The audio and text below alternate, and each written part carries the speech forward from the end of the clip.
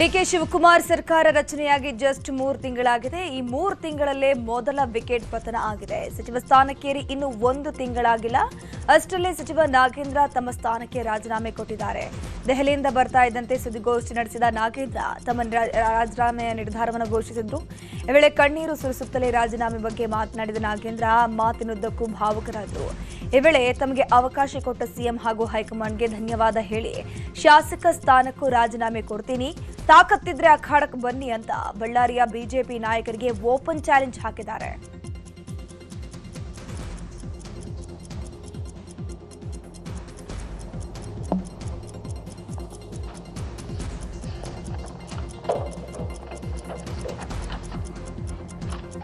ಇದು ನನ್ನ black mail ತಂತ್ರಗಾರಿಕೆ ಅಲ್ಲ. ಇನ್ನು ಸಿಬಿಐ ಹಾಗೂ ಇಡಿ ದಾಳಿ ಬಗ್ಗೆಯೂ ಮಾತನಾಡಿದ ನಾಗೇಂದ್ರ, ನನ್ನ ಮೇಲೆ ಮತ್ತೆ ಇಡಿ ಸಿಬಿಐ ಬಿಡಬಹುದು, ಆದ್ರೆ ನಾನು ಇದಕ್ಕೆಲ್ಲ ಹೆದರೋದಿಲ್ಲ. ಬಿಜೆಪಿ ಎದುರಿಸೋಕೆ ನನ್ನಂತಹ ಲಕ್ಷಾಂತರ ನಾಗೇಂದ್ರರಿದ್ದಾರೆ. ನ್ಯಾಯಾಲಯದಲ್ಲಿ ಜಯ ಸಿಗತ್ತೆ ಅನ್ನೋ ನಂಬಿಕೆ ನನಗಿದೆ. ನೀಚ್ ಕೆಲಸಕ್ಕೆ ಮುಂದಾಗಿರುವಂತಹ ಬಿಜೆಪಿಯವರಿಗೆ ಒಳ್ಳೆಯದಾಗೋದಿಲ್ಲ ಅಂತ ಕಿಡಿಕಾರಿದ್ರು. ಇದು ನನ್ನ ಬ್ಲಾಕ್ ಮೇಲ್ ತಂತ್ರಗಾರಿಕೆ ಅಲ್ಲ.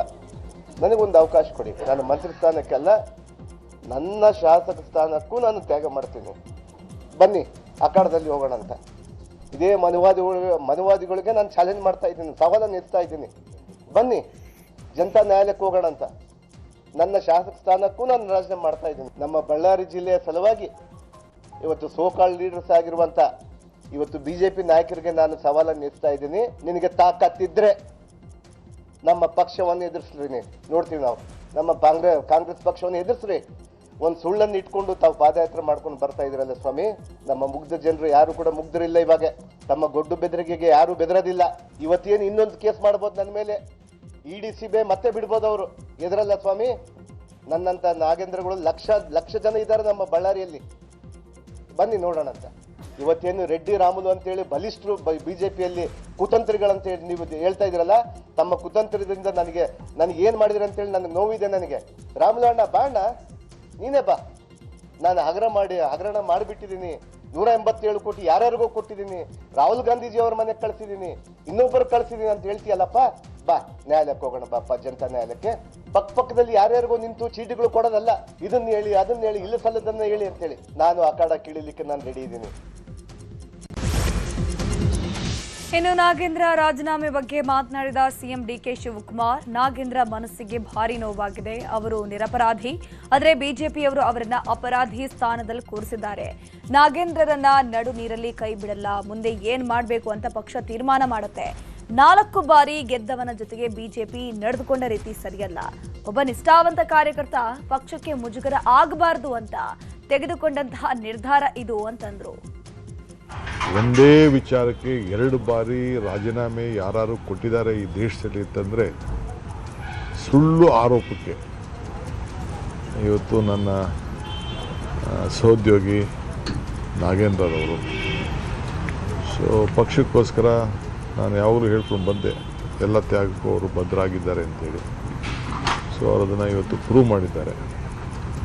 ನನಗೆ ವಿಶ್ವಾಸ ಇದೆ ಆದಷ್ಟು ಜಲ್ದಿ ಅವರು ಆರೋಪದಿಂದ ಮುಕ್ತ ಆಗ್ತಾರೆ ಅಂತ. ಒಬ್ಬ ದಲಿತರ ಮೇಲೆ ದಬ್ಬಾಳಿಕೆ ಮಾಡಿ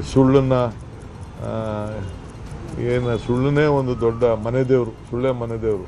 ನಮ್ಮ ಸಿದ್ದರಾಮಯ್ಯ ಸಾಹೇಬ್ ಹೇಳ್ತಾ ಇದ್ರು, ಅವ್ರದ್ದು ಸುಳ್ಳೇ ಮನೆದೇವರು ಅಂತ. ಬಿಜೆಪಿಯವರು ದಳದವರು.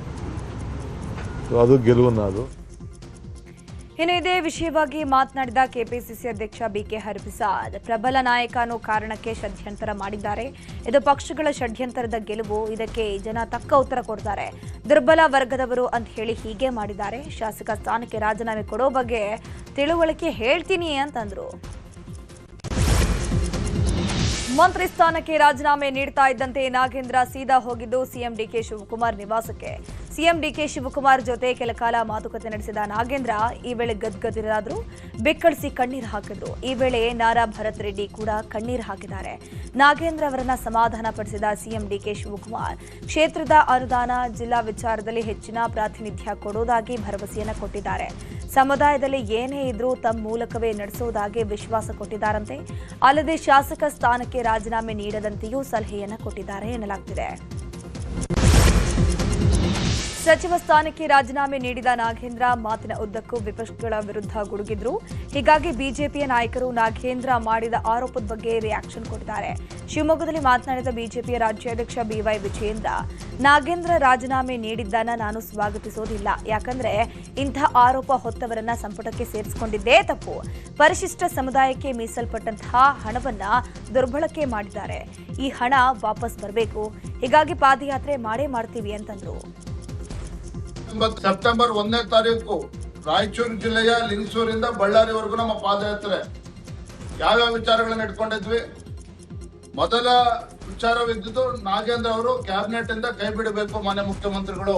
ನಾಗೇಂದ್ರ ಅವರು ಒಪ್ಪ ಸಹಜವಾಗಿ ಅವ್ರು ನೋವಾಗ್ತದೆ, ಸಾಕಷ್ಟು ವಿಚಾರಗಳನ್ನ ಹೇಳಿದ್ದಾರೆ, ಸವಾಲುಗಳನ್ನು ಕೂಡ ಹಾಕಿದ್ದಾರೆ. ಭಾರತೀಯ ಜನತಾ ಪಾರ್ಟಿಯ ಹೋರಾಟ ಪರಿಶಿಷ್ಟ ಪಂಗಡಕ್ಕೆ, ದಲಿತ ಸಮುದಾಯಕ್ಕೆ ನ್ಯಾಯ ಸಿಗಬೇಕು. 185 ಕೋಟಿ ಏನೋ ಅಭಿವೃದ್ಧಿಗೆ ಮೀಸಲಿಟ್ಟಿರ್ತಕ್ಕಂಥ ಹಣ ಅವ್ರಿಗೆ ವಾಪಸ್ ತಲುಪಬೇಕು. ಹಾಗಾಗಿ ಎಲ್ಲಾ ವಿಚಾರಗಳನ್ನ ಹಿಡ್ಕೊಂಡು ಭಾರತೀಯ ಜನತಾ ಪಾರ್ಟಿ ಪಾದಯಾತ್ರೆ ನಂಬ್ಕೊಂಡಿರ್ತಕ್ಕಂಥದ್ದು ಯಾವುದೇ ಕಾರಣಕ್ಕೂ. ಇನ್ನು ವಿಜಯೇಂದ್ರ ಬಳಿಕ ಮಾತನಾಡಿದ ಸಿಟಿ ರವಿ, ಹಗರಣದ ಪ್ರಮುಖ ಆರೋಪಿಯನ್ನೇ ಸಚಿವರನ್ನಾಗಿ ಮಾಡಿದ್ಯಾಕೆ? ಇದೀಗ ನಾಗೇಂದ್ರ ನನಗೆ ಒಂದೇ ₹1 ಬಂದಿಲ್ಲ ಅಂತ ಹೇಳ್ತಿದ್ದಾರೆ. ಆದ್ರೆ ಯಾರ ಖಾತೆಗೆ ಹೋಗಿದೆ ಅನ್ನೋದು ಇಡಿಗೆ ಗೊತ್ತಿದೆ. ಕಟ್ಟಿಕೊಂಡವರು ಹಾಗೂ ಇಟ್ಟುಕೊಂಡವರ ಖಾತೆಗೆ ಹಣ ಹೋಗಿದ್ದು ಬಹಿರಂಗವಾಗಿದೆ ಅಂತ ಟಾಂಗ್ ಕೊಟ್ರು. ರಾಜ್ಯದ ಜನತೆಗೆ ಕಾಂಗ್ರೆಸ್ ಸ್ಪಷ್ಟಪಡಿಸಬೇಕು, ಮುಖ್ಯಮಂತ್ರಿಗಳು ಸ್ಪಷ್ಟಪಡಿಸಬೇಕು. ಭ್ರಷ್ಟಾಚಾರದ ಆರೋಪ ಹೊತ್ತಿದ್ದಂತ ನಾಗೇಂದ್ರ ಅವ್ರನ್ನ ಪುನಃ ಮಂತ್ರಿ ಮಾಡಿದ್ಯಾಕೆ ಅಂತ ಮಂತ್ರಿ ಮಾಡುವ ಅನಿವಾರ್ಯತೆ ಇತ್ತೆ. ಮತ್ತೆ ನನ್ನ ಹೆಸರಿಗೆ ₹1 ಬಂದಿಲ್ಲ ಅಂತ ಹೇಳ್ತಾ ಇದ್ದೀರಿ. ಇಡಿ ಕೆಲವು ಅಂಶಗಳನ್ನ ಈಗಾಗಲೇ ಸಂಗ್ರಹಿಸಿದೆ. ಅಲ್ಲಿ ಕಟ್ಕೊಂಡವ್ರ ಖಾತೆಗೂ ಹೋಗಿದೆ, ಇಟ್ಕೊಂಡವ್ರ ಖಾತೆಗೂ ಹೋಗಿದೆ. ಅದನ್ನ ಇಡಿ ಹೇಳುತ್ತೆ. ಯಾರನ್ನ ಇಟ್ಕೊಂಡಿದ್ರು, ಯಾರನ್ನ ಕಟ್ಕೊಂಡಿದ್ರು ಅನ್ನೋದನ್ನ ಇಡಿ ಹೇಳುತ್ತೆ. ಎಲ್ಲಾ ಖಾತೆಗೂ ಹಣ ಹೋಗಿದೆ, ಈ ಎಲ್ಲದಕ್ಕೂ ಹಣ ಹೋಗಿದೆ. ಅದನ್ನ ನಾವು ಹೇಳಿದ್ರೆ ಸರಿ ಹೋಗಲ್ಲ, ಅದನ್ನ ಸಿಬಿಐ ಮತ್ತು ಇಡಿ ಹೇಳಿದ್ರೆ ಅದು ಸರಿ. ನಾಗೇಂದ್ರ ರಾಜೀನಾಮೆ ಬಗ್ಗೆ ತುಮಕೂರಲ್ಲಿ ಮಾತನಾಡಿದ ಕೇಂದ್ರ ಸಚಿವ ವಿ ಸೋಮಣ್ಣ, ನಾಗೇಂದ್ರ ರಾಜೀನಾಮೆಯನ್ನು ಸ್ವಾಗತಿಸ್ತೀನಿ. ವಿರೋಧ ಪಕ್ಷಗಳ ಭಾವನೆಗೆ ಸ್ಪಂದಿಸೋ ಕೆಲಸವಾಗಿದೆ. ನಾಗೇಂದ್ರಗೆ ಒಳ್ಳೆಯದಾಗಲಿ. ದಲಿತರು, ದೊಡ್ಡವರು, ಸವರ್ಣೀಯರು ಅನ್ನೋದನ್ನೆಲ್ಲ ತಲೆಯಿಂದ ತೆಗೆದುಹಾಕಿ ಅಂತಂದ್ರು. ನಾನು ಅದನ್ನ ಸ್ವಾಗತಿಸ್ತೀನಿ. ಅವರು ಆರೋಪಿ, ಅಪರಾಧಿ ಆಗಿರಲಿಲ್ಲ. ಆದರೆ ರಾಜ್ಯ ಸರ್ಕಾರಕ್ಕೆ ತನ್ನದಾದಂಥ ಒಂದು ನಂಬಿಕೆ ಇರ್ತದೆ. ಆ ನಂಬಿಕೆಯ ದ್ಯೋತಕವಾಗಿ ಏನು ವಿರೋಧ ಪಕ್ಷಗಳು ತಮ್ಮ ಭಾವನೆಗಳನ್ನು ವ್ಯಕ್ತಪಡಿಸಿದ್ರು, ಆ ಭಾವನೆಗಳಿಗೆ ಸ್ಪಂದಿಸೋ ಜೊತೆಯಲ್ಲಿ ಪ್ರಾಯಶಃ ಅವ್ರು ಮಾಡಿರೋ ಕೆಲಸ ಒಳ್ಳೆಯದಾಗಿದೆ. ನಾಗೇಂದ್ರನಿಗೆ ಒಳ್ಳೆಯದಾಗಿದೆ.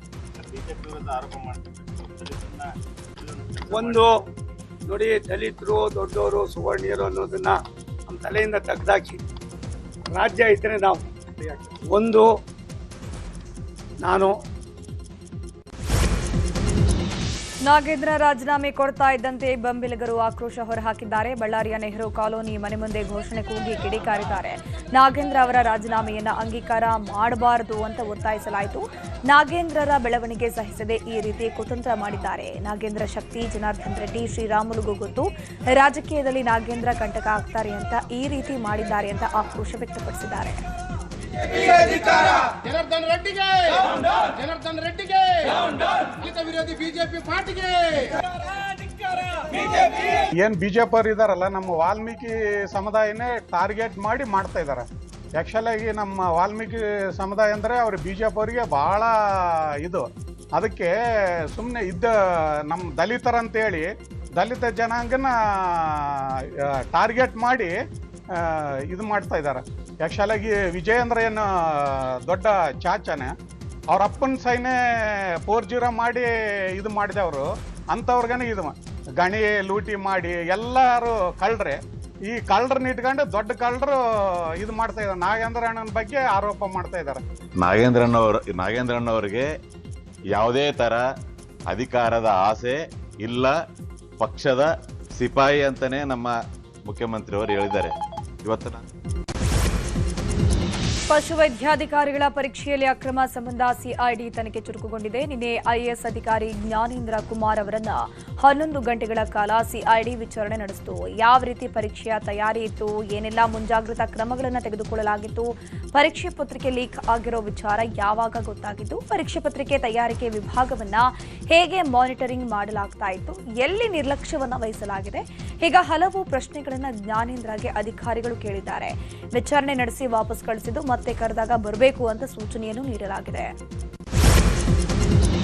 ಸಿಎಂ ಡಿಕೆ ಶಿವಕುಮಾರ್ ಮೈಸೂರು ಜಿಲ್ಲಾ ಪ್ರವಾಸವನ್ನ ಕೈಗೊಂಡಿದ್ದಾರೆ. ಬೆಳಗ್ಗೆ 11 ಗಂಟೆಗೆ ಹಳೆ ಡಿಸಿ ಕಚೇರಿ ಬಳಿಯ ಓವಲ್ ಗ್ರೌಂಡ್ಗೆ ಹೆಲಿಕಾಪ್ಟರ್ ಮೂಲಕ ಆಗಮಿಸಲಿದ್ದಾರೆ. ಅಲ್ಲಿಂದ ನೇರವಾಗಿ ಚಾಮುಂಡಿ ಬೆಟ್ಟದ ತಪ್ಪಲಲ್ಲಿರುವಂತಹ ಸುತ್ತೂರು ಮಠಕ್ಕೆ ಭೇಟಿ ನೀಡಿ ರಾಜೇಂದ್ರ ಶ್ರೀಗಳ 111ನೇ ಜಯಂತಿ ಕಾರ್ಯಕ್ರಮದಲ್ಲಿ ಭಾಗಿಯಾಗಲಿದ್ದಾರೆ.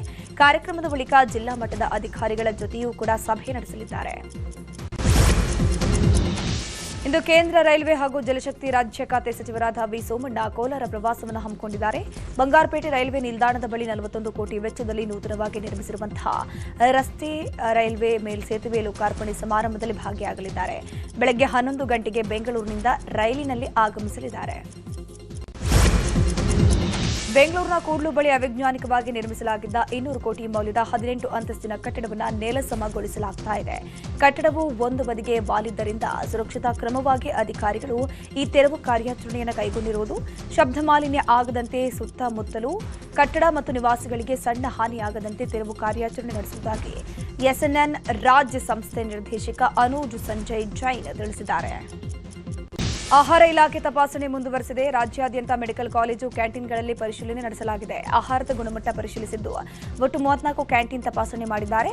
ನ್ಯೂನತೆಗಳಿಗೆ ಸಂಬಂಧಪಟ್ಟಂತೆ 5 ಕ್ಯಾಂಟೀನ್ಗೆ ನೋಟಿಸ್ ಅನ್ನು ಜಾರಿ ಮಾಡಲಾಗಿದೆ. ಅಡುಗೆ ಮನೆಯಲ್ಲಿ ಸಂಗ್ರಹಿಸಲಾಗಿದ್ದ ಅವಧಿ ಮೀರಿದ 7 ಕೆಜಿ ರವೆ, 8 ಲೀಟರ್ ಹಾಲನ್ನು ಜಪ್ತಿ ಮಾಡಲಾಗಿದೆ. ಮಂಡ್ಯ ಜಿಲ್ಲೆಯ ಮದ್ದೂರು ತಾಲೂಕು ಕಚೇರಿಗೆ ಉಪಲೋಕಾಯುಕ್ತ ಬಿ ವೀರಪ್ಪ ದಿಢೀರ್ ಭೇಟಿ ಕೊಟ್ಟು ಶಾಕ್ ಕೊಟ್ಟಿದ್ದಾರೆ. ಈ ವೇಳೆ ಅಧಿಕಾರಿಗಳ ವಿರುದ್ಧ ರೈತರು ಸಾಲು ದೂರನ್ನ ಹೇಳಿದ್ದು ಉಪಲೋಕಾಯುಕ್ತರು ಫುಲ್ ಕ್ಲಾಸ್ ತೆಗೆದುಕೊಂಡಿದ್ದಾರೆ. ಕಳ್ಳರಿಗೆ ವೋಟ್ ಹಾಕಬೇಡಿ, ನನ್ನ ಮಕ್ಕಳನ್ನ ಸೋಲಿಸಿ ದುಡ್ಡು ತಗೊಂಡು ನಾವು ವೋಟ್ ಹಾಕ್ತೀವಿ, ಕಳ್ಳರು ಬರ್ತಾರೆ, ಕಳ್ಳರನ್ನೇ ಅಧಿಕಾರಿಗಳಾಗಿ ನೇಮಕ ಮಾಡ್ತಾರೆ, ಜನರ ಸಮಸ್ಯೆಗಳಿಗೆ ಪರಿಹಾರ ನೀಡಲ್ಲ ಅಂದ್ರೆ ಹೇಗೆ ಅಂತ ಕ್ಲಾಸ್ ತೆಗೆದುಕೊಂಡಿದ್ದಾರೆ. 50 ವರ್ಷದಿಂದ ಹಸುಗಳ ಶೆಡ್ ನಿರ್ಮಿಸಿಕೊಂಡು ಜೀವನ ನಡೆಸುತ್ತಿದ್ದ ನಂಜಮ್ಮ ಅನ್ನೋರು ಶೆಡ್ಗಳನ್ನು ಅಧಿಕಾರಿಗಳು ತೆರವುಗೊಳಿಸಿದ್ದಾರೆ.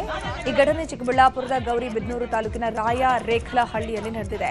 ಶೆಡ್ ತೆರವು ಖಂಡಿಸಿ ಜಯಮ್ಮ ಗ್ರಾಮ ಪಂಚಾಯತ್ ಎದುರು ಹಸುಗಳನ್ನು ಕಟ್ಟಿಹಾಕಿ ಪ್ರತಿಭಟನೆ ಮಾಡಿದ್ರು. ಯಾವುದೇ ಮುನ್ಸೂಚನೆ ನೀಡದೆ ಶೆಡ್ ತೆರವುಗೊಳಿಸಲಾಗಿದೆ. ರಾಜಕೀಯ ಒತ್ತಡದಿಂದ ಅಧಿಕಾರಿಗಳು ದೌರ್ಜನ್ಯ ನಡೆಸಿದ್ದಾರೆ. ನಮಗೆ ಪರ್ಯಾಯ ವ್ಯವಸ್ಥೆಯನ್ನು ಕಲ್ಪಿಸುವಂತೆ ಒತ್ತಾಯಿಸಿದರು. ಆಗಸ್ಟ್ 31ರ ಒಳಗೆ ಗೃಹಜ್ಯೋತಿ ಮರು ಪರಿಶೀಲನೆ ಕಾರ್ಯ ಪೂರ್ಣಗೊಳಿಸೋಕೆ ಡೆಡ್ಲೈನ್ ನೀಡಲಾಗಿದೆ. ಜುಲೈ 1ರಿಂದ ಆರಂಭವಾಗಿರುವಂತಹ ಗೃಹಜ್ಯೋತಿ ಮರು ಪರಿಶೀಲನೆ ಕಾರ್ಯ ಮೀಟರ್ ರೀಡರ್ಗಳಿಗೆ ಸವಾಲಾಗಿದೆ. ಅಪಾರ್ಟ್ಮೆಂಟ್ ಮಾಲೀಕರು ಒಳಗಡೆ ಬಿಟ್ಕೊಡ್ತಿಲ್ವಂತೆ, ಕೆಲವೆಡೆ ದಾಖಲೆ ಕೊಡೋಕೆ ನಿರಾಕರಿಸುತ್ತಿದ್ದಾರೆ. ಹೀಗಾಗಿ ಮರು ಪರಿಶೀಲನೆಗೆ ಸಹಕರಿಸಿದ ಮನೆಗಳಿಗೆ ಸ್ಥಳ ಮಹಜರು ಮಾಡೋಕೆ ಬೆಸ್ಕಾಂ ಅಧಿಕಾರಿಗಳು ನಿರ್ಧರಿಸಿದ್ದಾರೆ. ಈವರೆಗೂ 60% ಮಾತ್ರ ಮರು ಪರಿಶೀಲನೆ ಕಾರ್ಯ ಪೂರ್ಣಗೊಂಡಿದೆ. ಬಾಗಲಕೋಟೆ ಜಿಲ್ಲೆಯ ಬೀಳಗಿ ಪಟ್ಟಣದ ಪೊಲೀಸ್ ಠಾಣೆಯಲ್ಲಿ ರಕ್ಷಾ ಬಂಧನ ಸಂಭ್ರಮ ಮನೆ ಮಾಡಿತ್ತು. ಮಹಿಳೆಯರು ಪೊಲೀಸ್ ಅಧಿಕಾರಿಗಳು ಹಾಗೂ ಸಿಬ್ಬಂದಿಗೆ ರಾಖಿ ಕಟ್ಟಿ ಸಿಹಿ ಹಂಚಿ ಸಂಭ್ರಮಿಸಿದ್ದು. ಹಬ್ಬದ ದಿನವೂ ಕುಟುಂಬದಿಂದ ದೂರವಿದ್ದು ಕರ್ತವ್ಯ ನಿರ್ವಹಿಸುವ ಪೊಲೀಸ್ ಸಿಬ್ಬಂದಿಯ ಸೇವೆಗೆ ಗೌರವ ನೀಡೋ ದೃಷ್ಟಿಯಲ್ಲಿ ಈ ಕಾರ್ಯಕ್ರಮ ಆಯೋಜಿಸಲಾಗಿತ್ತು. ರಕ್ಷಾಬಂಧನ ಹಬ್ಬದ ಪ್ರಯುಕ್ತ ಕೋಲಾರ ತಾಲೂಕಿನ ವೇಮಗಲ್ ಹೋಬಳಿಯ ವಿಶ್ವನಗರ ಬಡಾವಣೆಯಲ್ಲಿ ಸಾಮೂಹಿಕ ರಕ್ಷಾಬಂಧನ ಕಾರ್ಯಕ್ರಮ ಆಯೋಜನೆ ಮಾಡಲಾಗಿತ್ತು. ಮಾಜಿ ಜಿಲ್ಲಾ ಪಂಚಾಯಿತಿ ಅಧ್ಯಕ್ಷ ಸಿಎಸ್ ವೆಂಕಟೇಶ್ ಹಾಗೂ ಕುಟುಂಬ ಹಮ್ಮಿಕೊಂಡಿದ್ದಂತಹ ರಕ್ಷಾಬಂಧನ ಕಾರ್ಯಕ್ರಮದಲ್ಲಿ ನೂರಾರು ಮಹಿಳೆಯರು ಭಾಗಿಯಾಗಿದ್ದರು. ರಾಖಿ ಕಟ್ಟಿ ರಕ್ಷಾಬಂಧನ ಹಬ್ಬದ ಶುಭ ಕೋರಿದ್ರು. ರಾಖಿ ಕಟ್ಟಿದ ಮಹಿಳೆಯರಿಗೆ ರೇಷ್ಮೆ ಸೀರೆ, ಬಳೆ, ಹೂವು, ಅರಿಶಿನ, ಕುಂಕುಮ ನೀಡಿ ಗೌರವಿಸಲಾಯಿತು. ಕಾರ್ಯಕ್ರಮದಲ್ಲಿ ಹಿಂದೂ ಮುಸ್ಲಿಂ ಸಮುದಾಯದ ಮುಖಂಡರು ಕೂಡ ಭಾಗವಹಿಸಿದ್ರು. ನೇಪಾಳ ಜಲಪ್ರಳಯದಲ್ಲಿ ಬಗೆದಷ್ಟು ಮೃತದೇಹಗಳನ್ನು ಸ್ಥಳಾಂತರ ಮಾಡಲಾಗುತ್ತಿದೆ. ಪ್ರವಾಹದಿಂದ ನಲುಗಿರುವಂತಹ ನೇಪಾಳಕ್ಕೆ ಭಾರತದ ನೆರವಿನ ಹಸ್ತ ಮುಂದುವರೆದಿದೆ. ತುರ್ತು ಪರಿಹಾರ ಸಾಮಗ್ರಿಗಳು ಮತ್ತು ವೈದ್ಯರ ತಂಡ ಒಳಗೊಂಡಂತಹ 3ನೇ ವಿಮಾನ ಕಠ್ಮಂಡುಗೆ ತಲುಪಿದೆ. ಈ ವಿಮಾನದಲ್ಲಿ ಆಹಾರ ಸಾಮಗ್ರಿ, 11 ಮಂದಿ ವೈದ್ಯರ ತಂಡ ಹಾಗೂ ಸುರಂಗ ಮಾರ್ಗ ರಕ್ಷಣಾ ತಂಡ ನೇಪಾಳದ ಕಠ್ಮಂಡುವಿಗೆ ತಲುಪಿದೆ. ಈ ಬಗ್ಗೆ ವಿದೇಶಾಂಗ ಸಚಿವ ಜೈಶಂಕರ್ ಮಾಹಿತಿಯನ್ನು ಕೊಟ್ಟಿದ್ದಾರೆ. ನೇಪಾಳದಲ್ಲಿ ಉಂಟಾದ ಪ್ರವಾಹದಲ್ಲಿ ಧಾರವಾಡ ಮೂಲದ ರಾಕೇಶ್ ನಾಯಕ ನಾಪತ್ತೆಯಾಗಿದ್ದು ಕುಟುಂಬದವರು ಕಂಗಾಲಾಗಿ ಹೋಗಿದ್ದಾರೆ. ಇದೇ ತಿಂಗಳು 12ನೇ ತಾರೀಕು ಇಶಾ ಫೌಂಡೇಶನ್ ವತಿಯಿಂದ 77 ಮಂದಿ ನೇಪಾಳದ ಮಾನಸ ಸರೋವರಕ್ಕೆ ಹೋಗಿತ್ತು. ಇಶಾ ಫೌಂಡೇಶನ್ನ 83 ಜನರೇನಿದ್ದಾರೆ ಅದರಲ್ಲಿ ರಾಕೇಶ್ ನಾಯ್ಕ್ ಕೂಡ ಇದ್ರು. ಇಂದು ಪ್ರವಾಸ ಮುಗಿಸಿ ವಾಪಸ್ ಆಗಬೇಕಿತ್ತು. ಆದರೆ ಇದರ ನಡುವೆ ನೇಪಾಳದಲ್ಲಿ ಭಾರಿ ಪ್ರವಾಹ ಆಗಿದ್ದರಿಂದ ಸಾವಿರಾರು ಮಂದಿ ಕಾಣೆಯಾಗಿದ್ದಾರೆ. ಇದರಲ್ಲಿ ಇಶಾ ಫೌಂಡೇಶನ್ ವತಿಯಿಂದ ತೆರಳಿದ್ದ ರಾಕೇಶ್ ನಾಯ್ಕ್ ಸೇರಿದಂತೆ 77 ಮಂದಿ ಸಂಪರ್ಕಕ್ಕೆ ಸಿಗ್ತಿಲ್ಲ. ಇನ್ನು ಕಳೆದ 8 ವರ್ಷಗಳಿಂದ ರಾಕೇಶ್ ನಾಯ್ಕ್ ಸೇರಿದಂತೆ ಪತಿ ಪತ್ನಿ ಇಬ್ಬರು ಮಕ್ಕಳು ಆಸ್ಟ್ರೇಲಿಯಾದಲ್ಲಿ ಕುಟುಂಬ ಸಮೇತ ವಾಸಿಸ್ತಾ ಇದ್ರು. ರಾಕೇಶ್ ನಾಯ್ಕ್ ಸ್ಥಿತಿಗತಿ ಬಗ್ಗೆ ಮಾಹಿತಿ ಸಿಗದೆ ಇಡೀ ಕುಟುಂಬ ಕಂಗಾಲಾಗಿ ಹೋಗಿದೆ. ಹೀಗಾಗಿ ಕೇಂದ್ರ ಸರ್ಕಾರ ನೆರವಿಗೆ ಧಾವಿಸಬೇಕು ಅಂತ ರಾಕೇಶ್ ನಾಯ್ಕ್ ಭಾವ ಪ್ರವೀಣ್ ಮನವಿಯನ್ನು ಮಾಡಿಕೊಂಡ್ರು. ಇಂದಿನಿಂದ ಪ್ರಧಾನಿ ನರೇಂದ್ರ ಮೋದಿ 4 ದಿನಗಳ ಕಾಲ ಉಜ್ಬೇಕಿಸ್ತಾನ್ ಮತ್ತು ಕಿರ್ಗಿಸ್ತಾನ್ ದೇಶಗಳ ಪ್ರವಾಸವನ್ನು ಕೈಗೊಂಡಿದ್ದಾರೆ. ಈ ವೇಳೆ ವಿವಿಧ ಕ್ಷೇತ್ರಗಳಲ್ಲಿ ದ್ವಿಪಕ್ಷೀಯ ಸಂಬಂಧಗಳನ್ನು ಮತ್ತಷ್ಟು ಬಲಪಡಿಸುವ ಕುರಿತು ಚರ್ಚೆ ನಡೆಸುತ್ತಾರೆ. ಉಜ್ಬೇಕಿಸ್ತಾನ್ನಿಂದ ಪ್ರಧಾನಿ ಮೋದಿ ಕಿರ್ಗಿಸ್ತಾನ್ ರಾಜಧಾನಿ ಬಿಷ್ಕೇಶ್ಗೆ ಪ್ರಯಾಣವನ್ನು ಬೆಳೆಸಲಿದ್ದು, ಅಲ್ಲಿ ನಡೆಯಲಿರುವಂತಹ ಶಾಂಘೈ ಸಹಕಾರ ಸಂಘಟನೆಯ ವಾರ್ಷಿಕ ಶೃಂಗಸಭೆಯಲ್ಲಿ ಭಾಗವಹಿಸಲಿದ್ದಾರೆ.